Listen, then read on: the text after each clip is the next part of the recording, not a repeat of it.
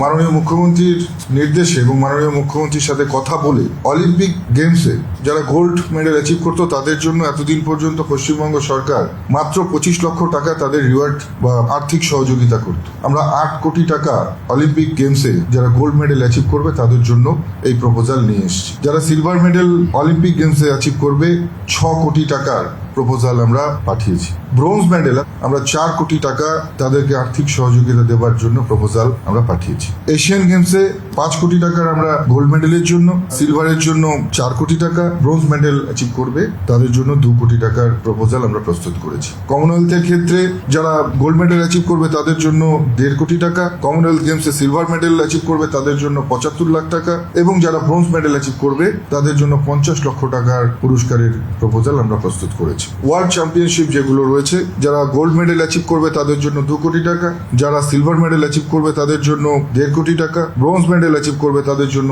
1 কোটি টাকার প্রপোজাল আমরা প্রস্তুত করেছি।